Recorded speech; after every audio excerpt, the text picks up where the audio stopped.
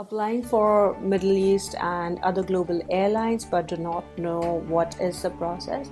More or less the processes are the same, and I'm going to break it down. Stay with me till the end because I'm going to break down each and everything in detail, and we are going to learn about how to apply and what exactly are they looking for and what are the processes and how you should be expecting them to contact you. What if you miss out, or why are you getting rejected again and again, and what can be the possible strategies to go ahead and get selected and have a better performance. So go ahead, stay with me till the end, and if you haven't subscribed to the channel yet, do go ahead and subscribe to the channel. And also you can follow me on Instagram at Angel McQuan.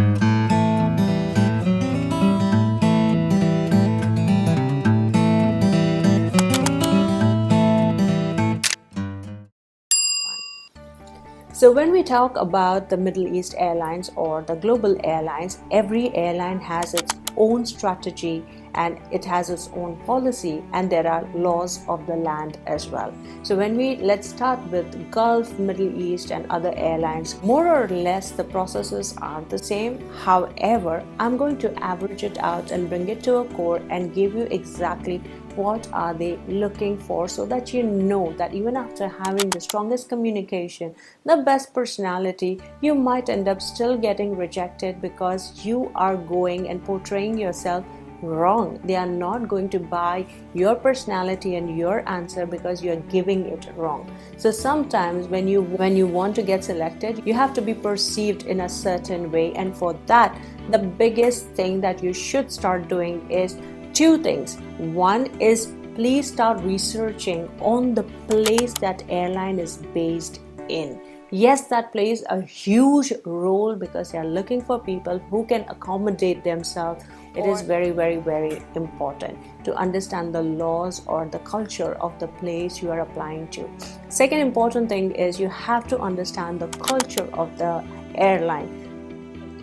That means you're supposed to see the Instagram post, what the airline keeps on posting, how is the uniform, what is the length of the uniform, what is the culture of the uniform, what is the vision behind, what is the culture of the airline, what is the vision behind their hiring.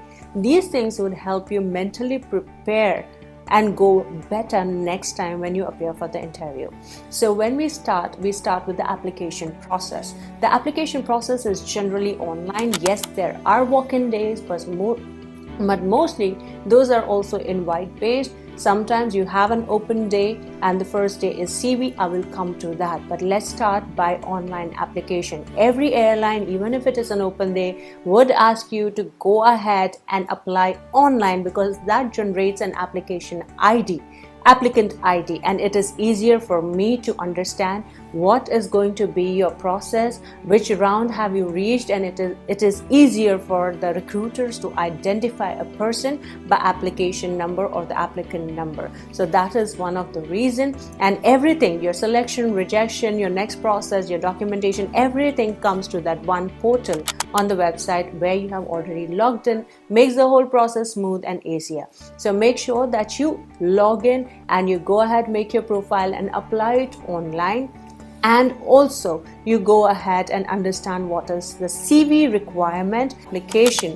You'll have to wait because the airlines have their own batch timings. They have it depends completely on the aircraft type you get selected in. It also depends on where is the recruitment happening. Is the batch already going on? When is the next batch going to happen? So sometimes someone must have applied. They might get a call or the invite within a week or 10 days or even 20 days. Some might have to wait for even 6 months, 1 year as well. Why? Because the processes are such that it might take that much time. People are already waiting. There are batch availability. Batch might be available, not be available, or there must be operational requirement. It is important to understand that in some season the airlines function a lot more. There are more number of flights as compared to other seasons. So the operational requirements and other factors as well. So after online application, you wait for some time, and if your CV is shortlisted, you are contacted either to go for a virtual interview or appear for an open day or an assessment day.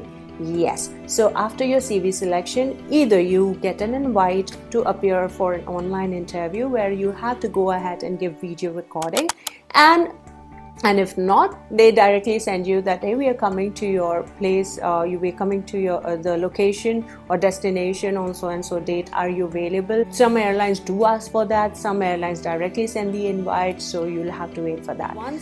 Let me break it down first for the virtual interview. So now if you go for the virtual interview, you have your introduction, why do you wish to become a cabin crew, why this particular airline when other airlines are there in the market, what makes you stand apart from other candidates, what makes you better than other candidates. Talk about a time wherein you had a good or a bad customer service experience, or share a customer service experience story which you encountered during your work. What are the responsibilities of a cabin crew? These are quite commonly asked questions during virtual interview. It is completely virtual, so you go ahead and record it, and then you send it to them. If they like you and if you have got through it, again you go ahead for the next stage. So this was about the first round virtual interview. Now if you're called for the assessment day instead of a virtual interview, so that can be two things. Either they have already taken your CV, so they might directly start with the rounds. That starts with, first is the height and weight check, scar check, and then you go for the communication round and then the group discussion. If not, the first day can be again your CV drop round, wherein you go, you drop your CV, you get back home and wait for them to call you the next day for the assessment day. So now the CV drop round is a tricky round. They say, no, it's not a round, we are just going to check your CV and we are just going to take your CV and then get back. But they are noticing you from head to toe, from the moment you enter the room, the way you hand over the CV, the way you talk to them. Are you building a rapport? Are you trying to be nice? And are you sounding polite and professional? How is your body language? They judge you on everything. And then if they select you, then they call you for the next day. So next day is going to be pretty much same for those who have got shortlisted with the CV, or those who gave a CV drop round and then got selected the next day. So assessment day pretty much goes like this, that you go and then you have a personal interview, or maybe they directly start with the GD. Now group discussion, it's a whole deep topic which I'll go ahead and make a separate video if you really want to understand what are the types of group discussions, because mark my words, there are different types of group discussion, different types of scenario based questions, role plays, what exactly you should be doing, presentations and all of those things. Then do comment to me, yes, I would like to understand GD in detail, and I'll make a separate video for that. Till then, yes, you have a group discussion round. After group discussion round, they will be checking your height, your weight and scars and tattoos. Ensure that you have declared everything to them, because again, if you have not declared it but still you have it, and if they find out, of course, which they would, then it would not be something pleasant. So go ahead and declare that. So and then some airlines take the English test on the same day, especially for the non-native speakers. And some airlines directly go in for the personal interviews, wherein they would ask you in-depth question about everything you have mentioned on your CV.